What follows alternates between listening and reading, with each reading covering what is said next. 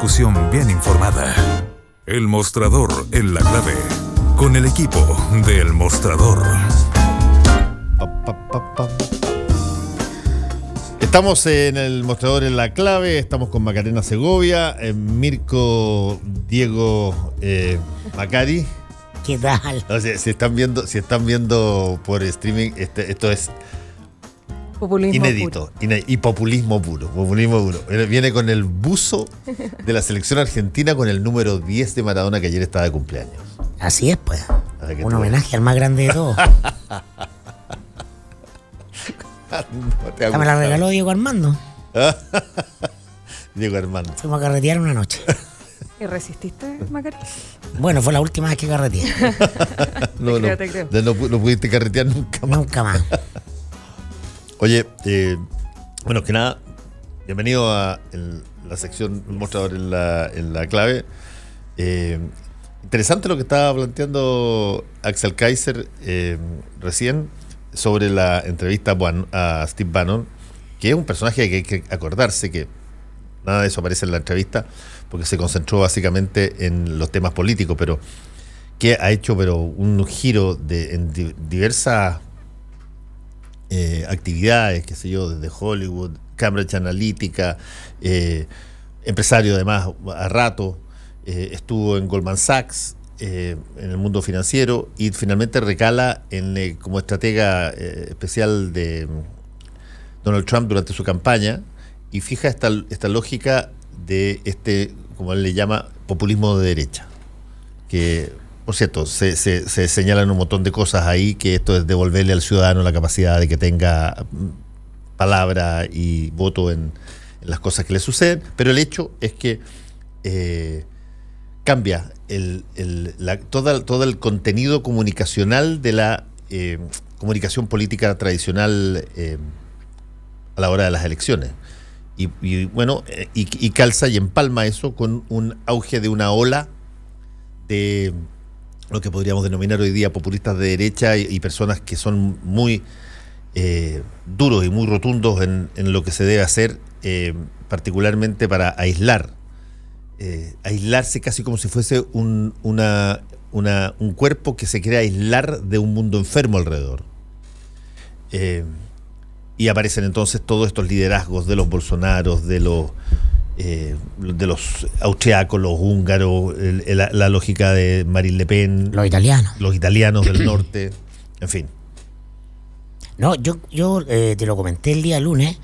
A mí me voló la cabeza la entrevista a Bannon, porque fue muy prístino, muy claro en hacer la bajada de explicar, además desde la trastienda, desde la cocina misma, ¿no? Desde el diseño original, antes de que ocurriera de las características de esto, que es sin lugar a duda ya la confirmación fehaciente de que estamos frente a un nuevo ciclo. Yo creo que para hablar de política hoy día se tiene que hablar, si queremos hablar en serio, desde la lógica de que estamos asistiendo a un nuevo ciclo político completo. Se está redefiniendo la geografía de la actividad política y de la conversación política, y por cierto que el viejo orden o el viejo ciclo se viene agotando, como ocurre en todos estos procesos históricos, lenta pero progresivamente, y a veces son 2 pasos para adelante y 1 para atrás. Y la pregunta entonces ahora, ¿cuáles son las características de este nuevo ciclo? Y Bannon, por cierto, lo explica. La política ocurre en el lenguaje, y por lo tanto hay que tener claridad de las premisas, las premisas lingüísticas desde las cuales tú te paras para construir un cierto discurso. El desenfado de Bannon para hablar sin complejos del populismo y ser muy crítico de la élite globalizada que definía Kaiser, ¿no? Bannon habla del partido de Davos, ¿no? Nos instala frente a la necesidad de interrogarnos, porque la lógica izquierda-derecha, desde el fin del muro de Berlín, se empieza a diluir. Y sin embargo subsiste por la fuerza histórica de generaciones que crecieron en esa dinámica, pero ya hoy día está completamente desdibujada. Lo cierto es que las viejas izquierdas que propugnaban o que luchaban contra las derechas en el poder por cambiar el sistema. Terminada la Guerra Fría, y en Chile lo vimos muy claramente, se unen a este club de administración del modelo. Es más, que la izquierda entre a este modelo de administración desde la cima político-corporativista es parte de su éxito y legitimidad, ¿no? En eso consiste el gran éxito del modelo neoliberal, que son las izquierdas que antaño tenían un proyecto alternativo, las que hoy día vienen a administrarlo, ¿no? En Chile eso es la conformación del Partido del Orden, que es el correlato del Partido de Davos, ¿no? Y entonces este nuevo ciclo viene con fuerzas impugnadoras de esa élite transversal. En Chile se hacía gárgaras de que existía una suerte de partido transversal, ¿no? En el mundo de lo que era la concertación, más allá de los partidos tradicionales que venían de la historia del siglo XX, se formó una casta arriba, con la cual se gobernaba, y era esa donde estaba el aparato de poder. Bueno, un poco tú extrapolas eso al mundo y es más o menos así. Entonces, es notable porque finalmente todos los problemas que estamos viendo, ¿no? La expansión de la delincuencia al nivel que la estamos viendo en las grandes ciudades, grandes masas de marginados que tienen que emigrar provocando presiones y trastocando un cierto orden racional, porque son consecuencias del mismo modelo neoliberal, ¿no? Aquellos que implantan en un determinado momento el modelo, agotado el ciclo de administración de ese modelo, lo desechan o lo reinventan, porque son capitalistas que están repensando el capitalismo. Entonces, ¿en qué pie queda la izquierda? ¿Cómo queda la izquierda que quedó fuera de juego? Porque no, ya vamos a legitimar el modelo, vamos a administrarlo, le vamos a poner algunos toquecitos de justicia social en la medida de lo posible, pero el mismo modelo. Y sin embargo, cuando están pensando eso, la cuestión se da vuelta y quedan fuera de nuevo, ¿no? Entonces, la izquierda probablemente va a tener que repensarse, ¿no? En un plazo largo, desde otros lugares, si quiere volver a ser contestataria como lo fue en algún momento de lo que en este momento vivimos en el mundo, que es un neoliberalismo financiero expandido con graves consecuencias de control político. Quiero decir una cosa, porque aquí estaba sentado Axel Kaiser, ¿no? La esencia de lo neoliberal no es un proyecto acerca de lo económico, es llevar las reglas de la economía clásica a la política para que pase esto. Es desactivar el torpedo, la capacidad de transformación que tiene la política, ¿no? Y desactivarla. Y eso es lo que estamos viendo, porque lo que ha ocurrido durante 20 o 30 años es que la política es incapaz de transformar la realidad. Entonces, la realidad está por sobre la clase política, ¿no? Viene dictada por lógica económica, financiera, y la clase política solo puede ponerle check. Entonces, el proyecto neoliberal está siendo súper exitoso de alguna manera, porque su objetivo primero es desacoplar a la gente de la política. La gente perdió la capacidad de confianza en la política y en los líderes políticos, ¿no? Entonces, claro, estamos en el fin de ciclo y estamos viendo la primera cara, que es el éxito final del modelo. Grandes masas, hordas, desinformadas, al margen de educación cívica, que se mueven por pulsiones, ¿no? Y la política es justamente todo lo contrario. Check. Bien, el modelo funcionó. De eso se trataba. Conversar crítica y complejamente sobre lo que nos ocurre en común, sobre lo que nos pasa entre iguales como ciudadanos, es lo que se llevó por delante el sistema neoliberal. Éxito. Entonces, ojo que estamos entrando en un nuevo ciclo. Probablemente esto va a poner en jaque la idea peregrina o precaria de democracia. Y la pregunta clave aquí es: los problemas de la democracia, esta democracia de baquelita, de papel lustre, que era una democracia sometida a las reglas neoliberales, ¿se arreglan con menos democracia o con más democracia? Y ahí está el desafío, el verdadero desafío progresista, creo yo. Maca. Yo creo que Mirko da en un punto bien clave, y que también hay fuerzas como desde la izquierda más renovadas, post siglo XX, que la están observando. Por ejemplo, la semana pasada vino Íñigo Errejón de Podemos a Chile, y él traía un discurso claro, desde lo que puede ser Podemos, que tampoco es como que digamos la izquierda dura, sino que es la izquierda renovada de España, pero también con un significante bien populista del retornar a la gente, del retornar al discurso que haga eco, que haga sentido. Y eso también tiene algunos ecos acá en Chile. RD está dando una conversación bien interesante con respecto también a la resignificación del populismo desde la izquierda. También se habla mucho de que el alcalde Jorge Char retorna a eso, pero creo que más allá de si es que hay o no hay como una línea de populismo desde la izquierda o desde la derecha, Mirko habla un punto que es súper clave y que también se está hablando y se está diagnosticando bastante, que tiene que ver con que la pelea en contra de Bolsonaro va más allá de si él dice o no dice esta cantidad de barbaridades. Va más allá si es que está en contra o a favor de ciertos principios y derechos humanos, sino que va principalmente en torno a toda la carga de implantar y profundizar el sistema neoliberal en Brasil. Y todo lo que trae consigo que ese sistema económico se asiente mucho más profundamente allá. Porque finalmente, y es lo que bastante, y varios que están apuntando a la rearticulación de la izquierda, por ejemplo, acá en Chile, o a rearmarla, apuntan a que finalmente a quién está y con quién está en contra es al sistema neoliberal, es al capitalismo, finalmente. Y quienes van y quienes enraizan y quienes profundizan también el sistema de corrupción y quienes también profundizan la precarización laboral, la precarización a nivel económico, la precarización de las mujeres también, es el sistema neoliberal. ¿Y por qué la izquierda del siglo XX no entiende, por ejemplo, el feminismo? Que es muy de la emergencia de esta nueva ola también y esta nueva resignificación desde la centroizquierda, es netamente porque está imbrincado en el capitalismo y el neoliberalismo. Es que lo que llamamos centroizquierda en Chile es derecha. A ver. O sea, claramente. Se compró completamente. Dicho lo anterior, claro. Y lo que se llama la izquierda de verdad o el proyecto chavista es populismo. También es fracaso. Entonces, no hay nada. Hay que pensar una cosa completamente nueva. Nada de lo que está instalado encima de la mesa sirve o funciona.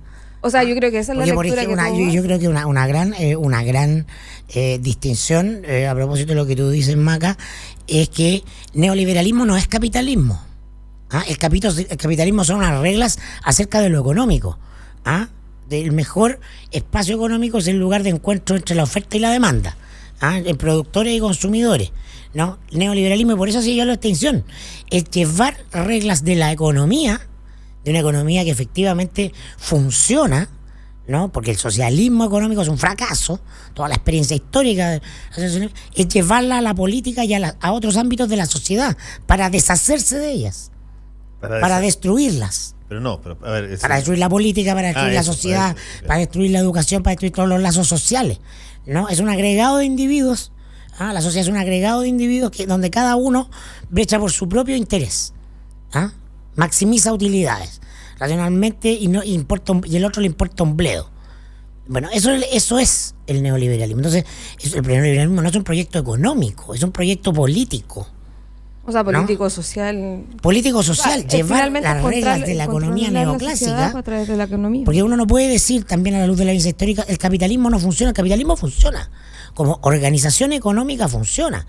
En el seno del capitalismo se desarrolla la ciencia y la tecnología, ¿no? Buena parte de la derrota del bloque soviético, de los rusos en la carrera espacial, por ejemplo, con los norteamericanos, tiene que ver con un tema de incentivo, de creatividad, y eso que son virtuosos en el capitalismo. Si lo que vivimos a partir de los años 70 es el intento de la élite capitalista por, digamos, es un exceso, es un proyecto ideológico que va más allá de la lógica del funcionamiento de las reglas de mercado en lo económico.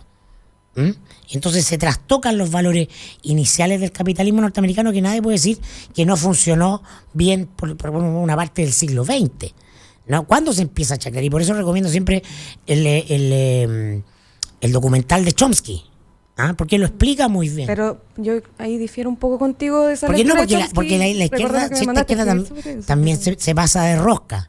Entonces, si vamos al socialismo y sale el socialismo del siglo XXI y sale Chávez, no, y eso es peor, o sea, claramente, ¿no?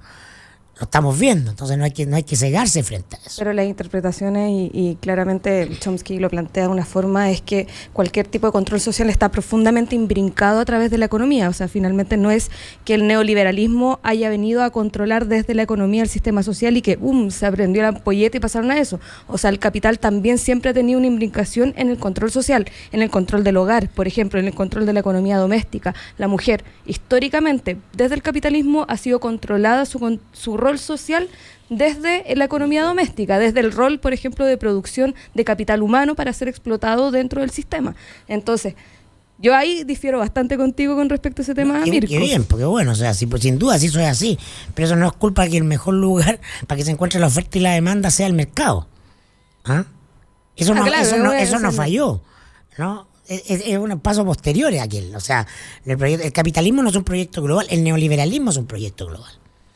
Ahora, esto que se está viendo y que está aflorando, pero con total franqueza, porque eso es una novedad. La política generalmente se enmascara de un montón de cosas y se disfraza de un montón de cosas que no son.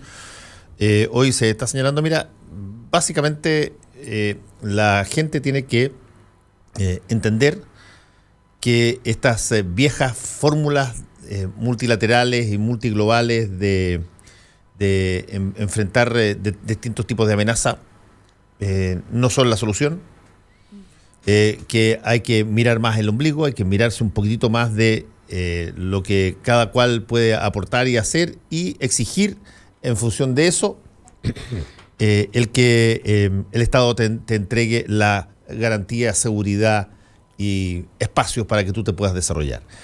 Y eso para personas que han visto que la política no les cambia significativamente las vidas, o si se las cambia en los márgenes. En muchos países puede sonar extraordinariamente, yo diría, apelativo. A ver, si al final lo último que te queda y que lo último que se te va es la rabia. Tú tienes rabia. Hoy día el mundo está con rabia, tiene pica. Y quien canaliza esa rabia hacia un determinado... porque sin política la sociedad se vuelve un caos. Exacto. Y quien canaliza esa rabia, tienes rabia porque te quitan la pega, tienes rabia porque después de ahorrar todos los años la pensión es miserable, tienes rabia porque te dijeron de que si es que tú hacías ibas a terminar de una manera, hiciste y terminaste de otra manera, tienes rabia porque te agarran a balazo en la esquina de tu casa porque mataron al vecino o al hijo, y por lo tanto dices, a ver, ¿cómo cresta quieren que funcione dentro de un sistema que lo único que ha hecho, por lo menos en gran medida, lo que ha hecho es mantener las cosas como si fuese una situación, y por lo tanto tú tienes una masa muy picada en todas partes del mundo. Y yo creo que Bannon, Trump, los Duterte, los Bolsonaro capitalizan esa rabia, les gusta la rabia, y la rabia tiene que estar asociada al miedo, porque si no hay, porque si no te funciona. Tú quieres evitar algo y quieres de alguna manera pararte arriba y decir ahora te toca a ti. Another one bites the dust, como dice. Destacan el efecto, pero no van sobre la causa. Como dice el grupo Queen, que ahora, como dice el grupo Queen, que ahora tiene una película que sale mañana espectacular. Bueno, Another One Bites the Dust. Que otro muerda el polvo. Yo me cansé de morder el polvo yo. Y si es que eso significa que yo tengo que decirle al mismo compatriota mío que se viene escapando de donde yo me escapé y que quiere obtener los mismos beneficios, le digo, quédate, ahógate, weón. Me da lo mismo. Métete en la cuestión, ya. Se cerró esta cuestión, no hay más. Individualismo. Y por lo tanto, ese juego de exacerbar las pulsiones más animales, si tú quieres, más primitivas de cada uno. Involucionadas. O sea, tiene posibilidades de capitalizarse en victorias usando el recurso democrático, sí, por cierto. Pero también es una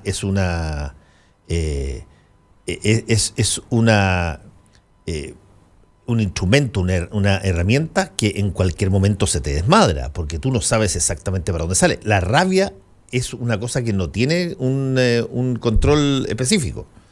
Pero es una rabia institucionalizada. Y el miedo tampoco. Y creo que ahí también hay un punto, y el otro día no recuerdo bien con quién lo conversábamos en una entrevista, creo que era el alcalde Charp, de que toda esta ola de neofascismo o de ultra mega derecha, como se le ha dicho, viene con este discurso rupturista, duro, que finalmente es decir lo que toda la gente dentro de este margen del individualismo y de profundo neoliberalismo quiere escuchar, y es que te voy a salvar a ti sin importar lo que le pasa al que está al lado.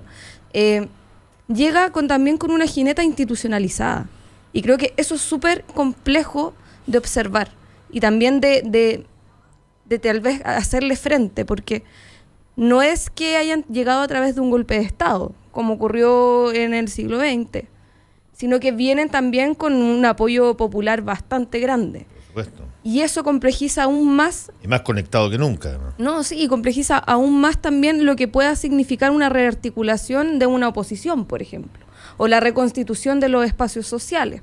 Entonces, también esa institucionalización, por un lado, es permitida por todo lo que habla Mirko delante, que tiene que ver con el proceso también de la centroizquierda del siglo XX y de cómo también se adaptó y se hizo parte también del sistema que impusieron muchas dictaduras en Latinoamérica, por ejemplo. Pero también es responsabilidad de aquellos que, viendo la posibilidad de poder rearmarse, de poder impugnar, por ejemplo, el pacto que hubo entre el sistema económico y el sistema político, que dio en pos de corrupción en Brasil, que también acá en Chile, que salvó de otra forma, porque somos mucho más institucionales que en Brasil, que no supieron rearmarse e impugnar también eso. Entonces el otro día conversábamos y decíamos, bueno, pero el caso de Chile, ¿Chile es como Brasil? La indignación está. El descreimiento. O sea, la rabia, el descreimiento sí, no de la institucionalidad, sino que del sistema político, de los políticos. La rabia está, o sea, también todo lo que está ocurriendo en los colegios, el discurso del odio. Pero la fractura del 73 es más profunda que en el caso de Brasil. El trauma. Que sí, y yo creo que eso es muy distinto y genera también como esa lógica de estar también de una u otra forma retornando al centro, o tal vez retornando también a tratar de mantener cierto status quo. No es lo mismo que Chile que Brasil. Aquí la corrupción fue transversal. Aquí los casos de financiamiento irregular a la política tocaron tanto a la derecha como a la concertación. Pero aquí la derecha y la concertación supieron llegar a cierto acuerdo y mantener cierto status quo, y no estamos viendo a expresidentes, a exministros sentados al frente de un tribunal rindiendo cuentas del financiamiento irregular a campañas políticas. Sí, la foto es menos fuerte, claro. Y claramente no se pueden tampoco agarrar, por ejemplo, el discurso anticorrupción acá en Chile. Kast no puede hacer eso. Kast no tiene esa jineta. Entonces estamos frente a otro espacio muy distinto, y yo creo que es distinta la emergencia del fascismo acá. Estoy en desacuerdo por una razón que es una y media en realidad. Por una razón es que cuando las cosas son transversales, es decir, había corrupción en ambos lados, tú tienes una situación que es la siguiente: político A y político B de distintos signos recibían plata y hacían lo mismo en términos de la corrupción. Ok, te lo compro. Pero quien pasaba plata está en un lado y queda en ese lado. Y cuando a ti te dicen de que lo único que te importa es la plata, lo único que te importa es el bienestar de la plata, a ese tipo siempre le vas a dar una segunda oportunidad.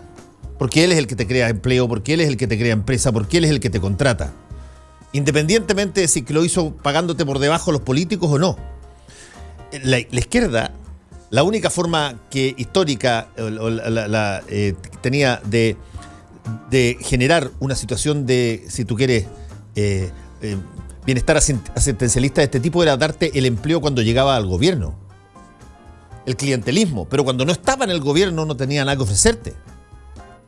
En el otro caso, en el caso de la derecha, te pueden ayudar a pagar la campaña, te pueden hacer una cosa, pero además cuando no están en el gobierno tienen empleo, tienen un montón de otras cosas. Manejan igual el país. El país se maneja de alguna manera exactamente igual.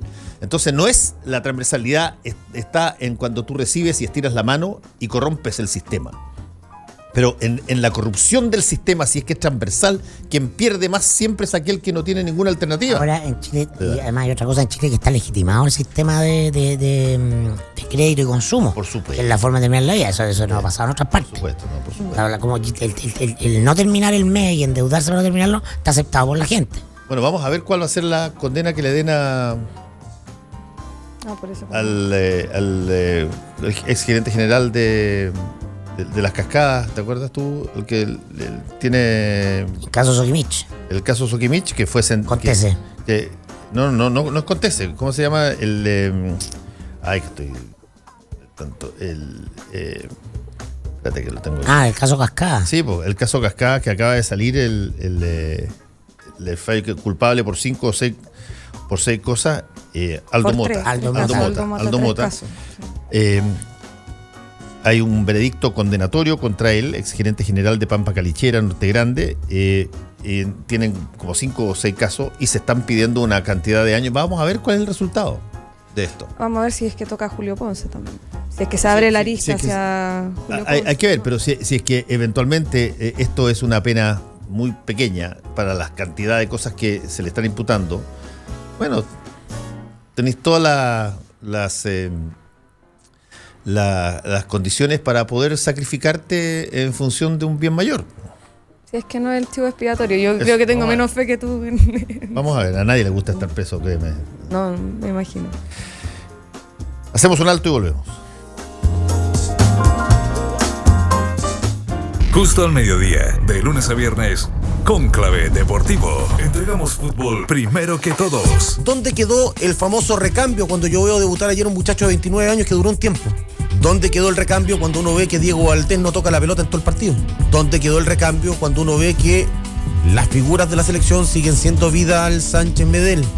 Ahora, a mí me queda la sensación de que el técnico o no ve fútbol, o no sabe de fútbol, o se le olvidó el fútbol. Porque no sé en qué mente sana entra que Mauricio Isla puede jugar de puntero derecho 25 minutos en un partido. Chico Peñalillo, Pancho Aguiluz, Manegán, Chamagol González, Flaco Larra y Marcelo Muñoz te hablan de fútbol en Cónclave Deportivo. El sistema táctico a mí, yo creo que no tiene los jugadores para lo que quiere realizar. ¿Por qué? No tiene. Porque Chile jugó con el equipo prácticamente titular de Rueda.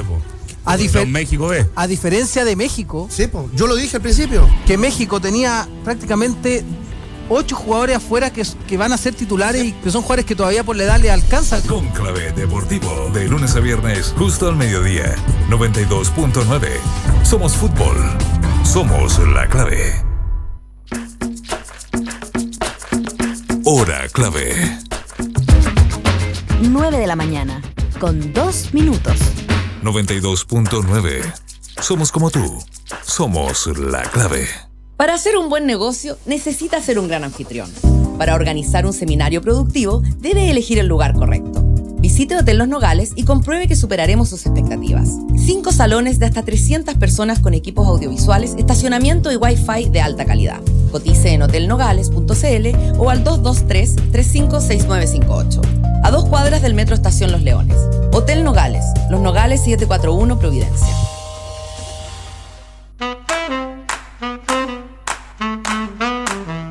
Los que sabemos de café, conocemos el secreto. Hace más de 75 años que en Cabrales buscamos en las plantaciones los mejores granos para darte el mejor café como a vos te gusta. Tostado por manos expertas, de exquisito aroma y sabor y en todas las variedades. Cabrales es ideal para disfrutar en todo momento y lugar. Cabrales significa buen café. Encuéntranos en los mejores hoteles, restaurantes, cafeterías y supermercados del país. Pedí una demostración en cafecabrales.cl y descubrí por qué somos el café número 1 de la Argentina.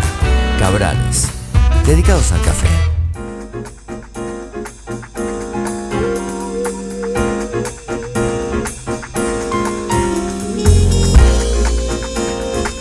Estamos con el mostrador en la clave, Macarena Segovia, Mirko Macari. Mirko.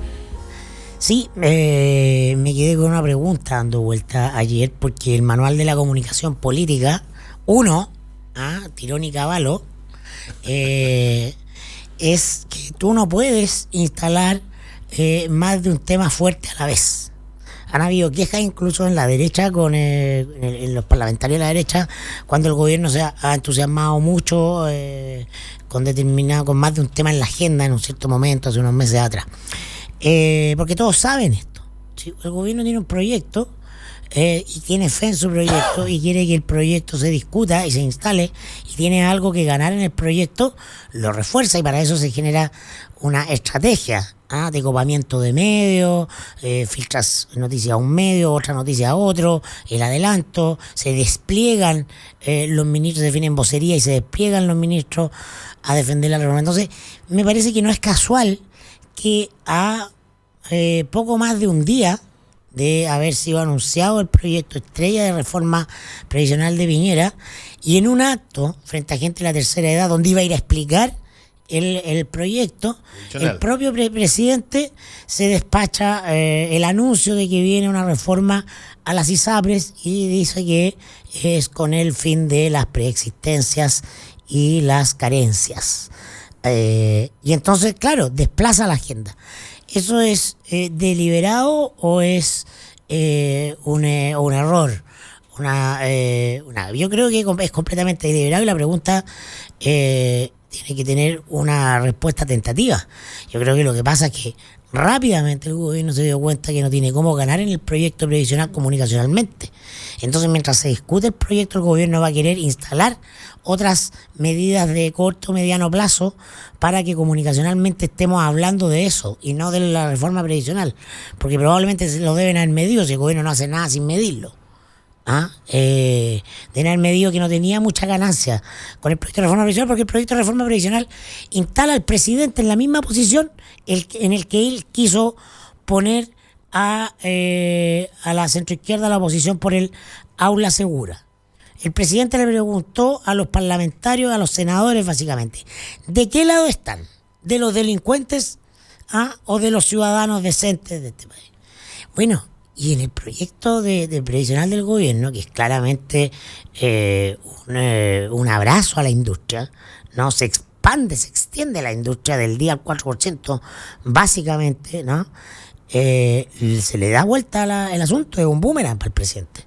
Algún líder de la oposición, si es que existiera, afortunadamente para Piñera no existe, debería estarle diciendo a Piñera, bueno, ¿y usted de qué lado está? Presidente, ¿de qué lado está? ¿Del lado de las AFP o del lado de los jubilados? Y lo liquida. Yo creo que el gobierno tiene plena conciencia, este gobierno ha sido un gobierno muy consciente de que gobernar es comunicar, y ese es el factor central de la gestión política, ¿no? Y entonces me gustaría dejar instalado esa pregunta o esa hipótesis, porque si no, no se explica. Ahora, yo también escuché ayer al presidente hablar de este proyecto que se viene respecto a las ISAPRES, y dice cosas que creo, además, venían inevitablemente con o sin un proyecto de ISAPRES. Por ejemplo, el fin de la preexistencia estaba generándose ya a través de juicios. De hecho, había habido un último juicio que había eliminado prácticamente la posibilidad de preexistencia. Y por lo tanto, el que se termine en términos estrictos, lo partió haciendo la sala de la Corte Suprema, que acogió el fallo y el reclamo de esta mamá, que no le dejaron incluir a su hija, que tenía un problema de labio fisurado, en 3 ISAPRES, argumentando que era muy riesgosa y señalando que era un derecho el tener una posibilidad de incluirse en una ISAPRE, y por lo tanto no podía coartarse por una situación anterior. Y por lo tanto, desde el punto de vista práctico, la preexistencia tenía un camino avanzado gigantesco y una avenida enorme para transitar sobre su fin. Ese no es mérito del gobierno. Eso fue mérito en gran medida de los ciudadanos que reclamaron y que generaron las condiciones para que se pronunciara el Poder Judicial. Y por lo tanto, lo que sí entiendo es que el presidente tuvo el talento de mirar, mira, esto como se viene encima de todas maneras, hagámoslo pasar por algo que nosotros queremos y proponemos en una ley. Pero no dijo mucho más aparte de eso, aparte de los títulos. Pero es popular. Pero Sí, Se obvio. entiende, es sencillo. Vamos a cambiar la industria de la ISAPRE, que en la ISAPRE está solo el 20% de los chilenos, el 80% está en FONASA. Así es. Pero necesita salir a poner un tema que es popular. Las ISAPRES suenan a abusos, están en el son ideal. como la y suenan a FP. abusos. Los que Claro, hay son AFP, una cosa, claro. uso, ISAPRE, ¿A favor o en contra? La gente dice no, en contra. Pero yo creo que también el gobierno sabe, y es algo que hace rato que ya en el mundo político se está tanteando, y es que el tema que se va a imponer en este año, finales de año y al otro año, es el de la salud en Chile.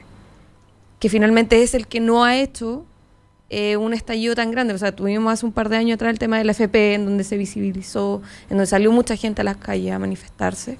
Pero el tema de la salud, que es totalmente transversal a todos. O sea, aquí, si eres eres de clase media, te enfermaste, jodiste. O sea, ya no, eso es transversal absolutamente para, yo creo, el 80% de la población en nuestro país. Y es algo que se viene, que está la punción, que están los problemas con FONASA, que están las faltas de financiamiento, que está el exceso de financiamiento también al sistema privado, a las clínicas privadas a través de FONASA. ¿Y cuál es la forma de eso? También dar ciertas pildoritas, como por ejemplo esto, que no exista la preexistencia, que es algo realmente básico, por ejemplo. O sea, el hecho de poder acceder a un sistema en el cual tú entregas, te aseguras, por ejemplo, es algo realmente básico. O también el tema también que viene luego, y que también la ministra Pla lo ha hablado bastante a la interna del gobierno, el tema de que la carga de la impositiva entre hombres y mujeres sea equitativa con respecto al tema de la maternidad. También es un tema que lo más seguro es que venga dentro de este tipo de reforma, etcétera. Pero ¿por qué viene? Una, porque el proyecto de pensiones no es bueno. No responde a un montón de problemas y conflictos que se hicieron visibles hace un par de años atrás. Otra, porque Aula Segura yo creo que ya está agotando comunicacionalmente. Creo que se le gastó se terminó la gallina de los huevos de oro del gobierno que tuvo en el Senado, porque en la Cámara de Diputados, créanme que va a ser el tema totalmente distinto y se viene una arremetida súper fuerte. Y también la derecha sabe que no puede dialogar en las mismas condiciones que en el Senado. Y por otro lado también se está discutiendo y con mucho detalle el tema del presupuesto. Y yo creo que de repente se nos pasa. O sea, el gobierno está haciendo una cantidad de recortes importantes en materia de ayudas sociales. Sí. Lo de educación es realmente incomprensible. O sea, yo creo que si sigue el presupuesto de aquí a como está ahora, en unos 3 años más, va a estar dando por cerrada y por muerta una serie, por ejemplo, de universidades del Estado. Por lo menos 4 universidades del Estado no van a poder seguir sobreviviendo si es que no les entregan los ingresos basales comprometidos. Pero eso no va a ser noticia, porque el gobierno pone otras. Exacto, entonces yo creo que están viendo que hay cosas muy importantes y están tapándolas, claro. Hay una serie de cosas que van a ser prioridad. No es casual que las AFP sean prioridad, no solamente porque el sistema fracasó y hay que hacer algo al respecto. Y las ISAPRE. Pero una cosa que yo he repetido muchas veces acá y que tengo la impresión de que uno lo debería tener mucho más metido en la retina. Nosotros somos un país que envejece a una velocidad superlativa. Y por lo tanto, todos los problemas derivados de la vejez se van a hacer mucho más acuciosos que otros problemas. Los problemas de las enfermedades tú tienes mucho más necesidad del sistema de salud. Como cuando tú envejeces que cuando no envejeces. Y es más caro también. Por cierto, tienes el problema de las pensiones por lo mismo. Vas a tener un problema de habitación. De dónde colocas a una cantidad enorme de personas que salen del ámbito laboral, pero que todavía les quedan 20 años por expectativa de vida. ¿Qué haces con toda esa población? La gente, claro, si está viviendo a duras penas con un sueldo que además no es lo que correspondería, se lo va a llevar a la casa, como lo ocurre muchas veces en personas vulnerables que viven con sus viejos. La gente en Chile, lo he dicho varias veces, de adultos mayores, no salen a la calle. No es como los países europeos, tú lo ves en todas las plazas y se les organizan cosas. No, recién se organizan cosas en términos de comunidades o comunas para determinadas cosas especiales. Por lo tanto, todos los problemas derivados, que son muchos, el tema de los remedios es un medio tema, y nadie ha querido abordarlo porque yo tengo la impresión que hay un lobby asqueroso en todo lo que tiene que ver con y que también creo que me gustaría mirarlo transversalmente cómo está ese lobby actuando. Asqueroso, es una de las cosas más fáciles de darse cuenta de cómo te esquilman. Y sin embargo, poco se hace en un país donde se necesitan los remedios mucho más, porque hay más gente que se enferma, y donde nos medicamos y automedicamos, pero manos llenas. Y de eso nada. Entonces, van a haber una catarata de problemas que tienen que ver con esta situación poblacional que tenemos nosotros y que van a ser capitalizados políticamente por quien tenga la capacidad de entender mejor la situación. Bueno, yo creo que hay cosas con las cuales se han ido asegurando, como por ejemplo la bancarización y el endeudamiento también de la tercera edad. Exacto. Porque, por ejemplo, no tienes para salud, no tienes para comer, con suerte tienes tu casa ya pagada con el dividendo y todo, pero pucha que sí hay espacio para el endeudamiento en la tercera edad. Y ahí sí estás habilitado para todo. Ahí sí estás habilitado para que te dé la tarjeta de la casa comercial, con la cual tú pagas tu comida a final de mes, porque así es como están sobreviviendo. Entonces yo creo que también ahí hay otra lógica de cómo van a mantener vivo el mercado sin la inyección de esta población importante también, que tiene lógicas con, por ejemplo, no sé, cuando yo pienso en la bancarización temprana, que se dio a mediados de los años 2000, cuando se empezó a hablar de la bancarización temprana. Pero en Chile la gente se conforma con poco, yo creo que cualquier cosita que tú le des, la gente es feliz. La gente no tiene conciencia de derecho, dignidad o cosas así en general. Bueno, lo hemos hablado otras veces, hay un sistema educacional que finalmente te marketea para que estés dentro del rango y te mantengas en el margen. Es un sistema social, o sea, una forma de o sea, sí, no hay organización. El país se concibe como inquilino, entonces todas las dádivas son bienvenidas, y la gente es agradecida. Pero yo creo que, por ejemplo, el tema del bono que dio Bachelet por hijo nacido, en un momento. Todas las mujeres entendían que era también un reconocimiento a cuando tú ya estabas adulta y cuando estabas en el proceso de jubilarte, a tu trabajo como maternal. Pero cuando te fuiste a dar cuenta que si es que accedías al bono por hijo nacido, dejabas de tener otro tipo de beneficios, decías, oh, ok, no era tan bueno, parece, no era tan, me está quitando también otro tipo de beneficios. Entonces, creo que tampoco es como tan fácil como dar ciertas pildoritas, más aún si es que la densidad poblacional aumenta tanto en la tercera edad. Ya no estamos hablando, y aparte que estamos hablando de gente activa, o sea, uno dice 60 años, 65 años, gente joven, es gente que está con disposición de poder hacer cosas, de seguir avanzando. Entonces yo creo que solamente con el endeudamiento y solamente con el trabajo precarizado para la tercera edad no se van a dar soluciones al proceso de pirámide invertida que viene ahora del crecimiento de la población. Oye, Maca, ¿y qué pasa con el otro segmento etario? Por ejemplo, el Frente Amplio. Tú hoy día publicaste una nota sobre este nuevo partido que se está creando, este bloque, ¿no? Y las tendencias que dentro del Frente Amplio, que aglutina una serie de los movimientos que están hoy, como para hacerle contrapeso a RD.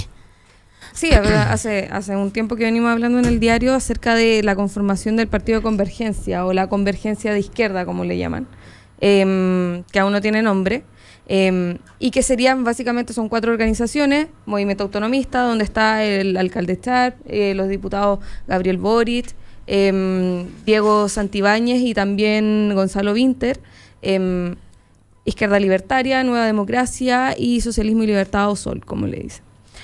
La idea de este partido es generar un bloque de contención a la interna del Frente Amplio, poder constituirse la tercera fuerza a la interna después del Partido Humanista, poder sobrepasar al Partido Humanista en algún momento y también hacerle frente a Revolución Democrática. Pero algo interesante que hay adentro y que nosotros siempre en el diario tratamos como de mostrarlo, que en su momento con RD hablamos de los pantalones largos, de los terceristas, de los territorialistas, también hay ciertas secciones a la interna. Y que lo interesante de esta sección a la interna de este nuevo partido es que por fin quedan también abiertas las miradas distintas a la estrategia y la táctica que tiene, por ejemplo, el alcalde Char con el diputado Gabriel Boric. Que el fin de semana hubo una polémica, el diputado dijo por Twitter que la prensa se encargaba y se ensimismaba en hacerlos pelear, Pero claro, no es un tema personal. Ellos tienen miradas distintas de la política y de la estrategia que tienen que tener. Entonces, claramente tienen posiciones distintas. Entonces, aquí se arman por lo menos 4 o 5 lotes distintos adentro. Y tenemos, por un lado, a los liberales, que les llaman los institucionalistas, que es el espacio del diputado Boric, que es mucho más centrado en la institucionalidad, que le da un peso distinto también a la parlamentarización. Esto no significa que no tengan trabajo social, etcétera. También tienen una mirada de bastante sesgo y de distanciarse, por ejemplo, de las alianzas políticas con la ex nueva mayoría, y mantienen y tratan de tener una mirada mucho más centrista en el Frente Amplio. Eso también porque él es bastante cercano a Revolución Democrática. Y el hecho de que se expanda y se abra el Frente Amplio a otras fuerzas de la ex nueva mayoría le quita peso también a RD. El Partido Comunista no se lleva muy bien con Revolución Democrática, por decirlo de alguna forma. Y después tenemos al alcalde Char, que es el ciudadanismo, que él le llama, o la línea de Rodrigo Ruiz, que es realmente como el ideólogo que está detrás de esto, hermano de Carlos Ruiz.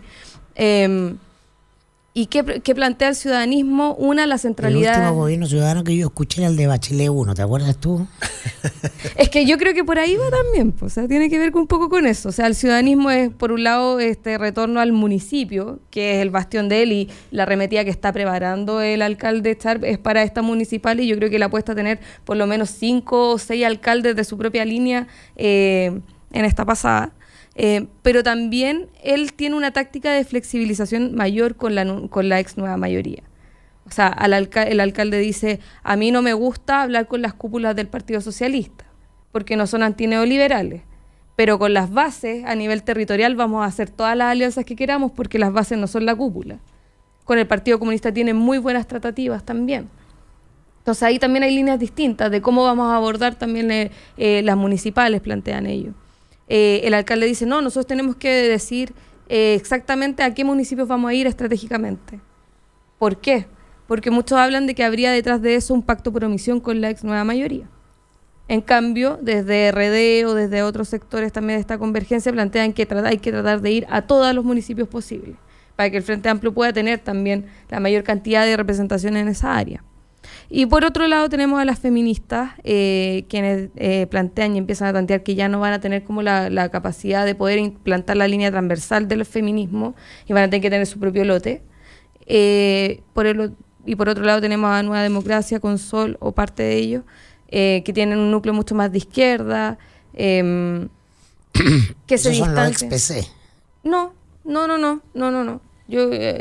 Sol viene del mundo libertario, Nueva Democracia de una serie de colectivos que, claro, son más cercanos al comunismo, al socialismo en ideología, pero no que vengan desbancados del PC necesariamente. Está Cuevas, por ejemplo, sí, pero bueno, Cuevas es la minoría, no tiene tanta transversalidad, por decirlo de alguna forma. Y por el otro lado, Izquierda Libertaria, que se va a mantener como un bloque solo, que ellos vienen del mundo más comunista libertario.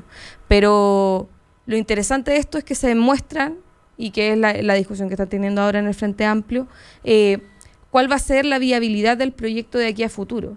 ¿Quiénes van a ser los aliados? ¿Cómo se van a reconstituir como en la oposición? ¿Va a ser el eje neoliberal, antineoliberal o a favor del neoliberalismo lo que va a agrupar a la oposición? ¿Va a ser, como postula y como dijo el fin de semana el diputado Gabriel Boric, el tema de la corrupción, el clivaje que va a marcar cuáles van a ser las alianzas de la recomposición de la oposición? Y esas son las discusiones que ahora se están dando. Y creo que son bastante interesantes, volviendo al tema que estábamos hablando al principio, que es la reconstitución y el hacerle frente al avance de la ultraderecha o del neofascismo, como se le llama. Y son cosas que están pensando. No sé si van a encontrar la solución, pero al menos están intentando pensarla. Yo tengo la impresión de que hay, en toda esta discusión que estamos hablando, la derecha, incluso la derecha más extrema, encontró un método. O sea, tiene un cuento nuevo y encontró un método, que es el de las redes sociales. Tiene un método comunicacional bueno para llegar con sus cosas y su... La izquierda no solamente no tiene la idea de cómo enfrentarlo, pero tampoco tiene el método. Tampoco tiene cómo llegar a su gente. Le tiene una cierta dosis de resquemor a activar. La única cosa que se conoce y que tampoco es monopolio de la izquierda es sacar gente a la calle en distintas manifestaciones. Claro. Pero no hay una presencia fuerte que se perciba de determinadas cosas que hoy día se quieren cuidar o se quieren proteger o se quieren levantar como temas centrales, más allá de lo que se diga en qué sé yo, por la televisión. No hay una comunicación orgánica para funcionar en términos de ser oposición, si tú quieres. No hay. Esta lógica de que tú dices que puede estar interesándole a Sharp de la comunicación comunal, que lo ha hecho muy bien Lavín, que lo hizo muy bien Jadwe, que lo ha hecho muy bien en su época Manuel José Sandón con Pirqui Puente Alto. Ese tipo de cosas no pueden funcionar en la medida de que tú tengas una capacidad de mantener activa a la población, informada, activa, que tenga conciencia de que está en juego algo que funciona para ello. Pero si es que en los gobiernos centrales o las oposiciones no creen de que la única cosa que vale es la opinión del parlamentario, hoy por hoy van a terminar con un problema absolutamente, creo yo, enorme, que va a descansar en que se continúe con lo que estamos viendo. No hay mucha más posibilidad. Tú tienes que eso lo hizo inteligentemente la derecha, incluso más ultra, que reacondicionó los mecanismos disponibles existentes para poder generar impactos comunicacionales que transmitieran las cosas que ellos consideraban que no podían ser o las cosas que ellos consideraban que debían abrazarse. Y a través de eso, que uno se reía de ellos al principio, qué sé yo, acá allá, te han generado una base de conversación interna en los barrios, en las casas, etcétera, donde se está conversando mucho más de lo que dice José Antonio Kast de lo que nosotros creemos. No, pero sin lugar a dudas. Pero yo tengo la impresión que en ese sentido la dificultad es el discurso, finalmente. O sea, ¿cuál es el discurso que va a dar la centroizquierda? ¿Cómo vamos a dar más seguridad? Si Kast me está diciendo hay que aumentar la dotación de carabineros. Char, por ejemplo, la respuesta que da es que sí, hay que aumentar la dotación de carabineros, pero hay que aumentar también la seguridad y la conexión ciudadana, de cómo entablarse y cómo reconstituir el tejido para que tengan una buena comunicación con Carabineros, y Carabineros no solamente aumente la dotación, sino que sepa a qué lugares ir, con quién contactarse y de qué manera mejorar la seguridad desde el núcleo más íntimo, por decirlo de alguna forma. Ahora, cómo dices y cómo explicas eso en las redes sociales es algo muy distinto, y yo creo que por eso es muy complejo levantar un discurso desde la centroizquierda con respuestas que no sean efectistas a través de las redes sociales. Guy Sorman decía ayer en una entrevista que los nuevos partidos políticos son las redes sociales. Bueno, se habla bastante de eso. Los políticos que youtubers. Los nuevos partidos políticos son las redes sociales. Bueno, por lo menos tú tienes un medio ahí que, si es que no haces algo al respecto, lo vas a perder. Y estoy pensando como lo debiera pensar la oposición.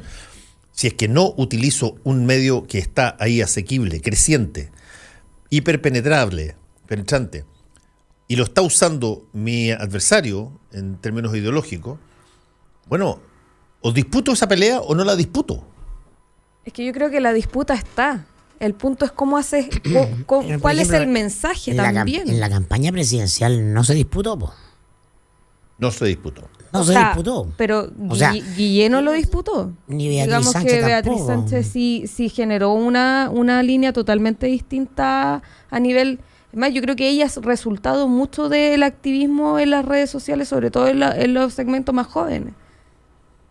El punto es el mensaje. Yo creo que esa es la complejización de todo esto. Porque si uno dice por redes sociales, vamos a matar a todos los delincuentes, claramente eso se va a expandir como espuma. O sea, fue lo que pasó con Aula Segura. Pero si tú vas a decir, no, es que queremos generar un proceso de reintegración a la sociedad de los delincuentes para que no sigan delinquiendo, no genera ahí te enredaste, claro. Sí. Entonces, también pasa por eso. Y yo creo que, bueno, se está hablando bastante en España sobre la comunicación política y sobre cómo también, sin el efectismo, puedes generar un efecto directo que tenga que ver con mensajes mucho más profundos. Pero yo creo que esa solución aún no está. Y si uno dice, ¿por qué la centroizquierda no lo ha hecho? Bueno, porque la centroizquierda trata de dar mensajes quizás un poco más complejos que lo que da la derecha. No, y porque además no hay una. Y porque no varias. hay tampoco. No hay un liderazgo. O sea, no hay un enemigo claro. No.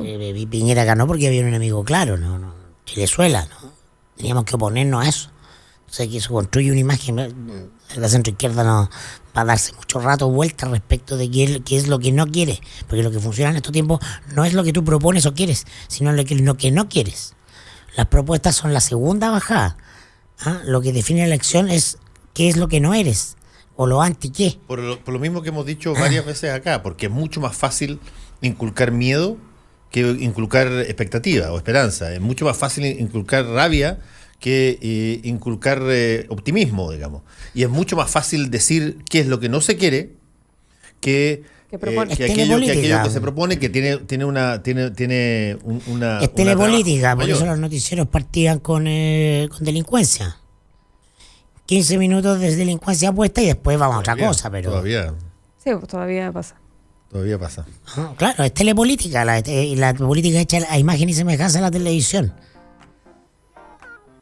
No sé, yo... Por eso Bannon comprende también el asunto, porque viene de Hollywood. Bueno, vamos a ver cómo sigue, porque está muy interesante la cosa. Gracias, Maca, gracias. Buen fin de largo para todos. Disfruten, descansen. Estrago su uso de Maradona en las redes sociales. Vendrán más. Vienen más mitos de Mirko Macari. Chao. Actualidad con ojo crítico, información desde distintos puntos de vista y discusión bien informada. Fue El Mostrador en la Clave, con el equipo del Mostrador y Combinación Clave.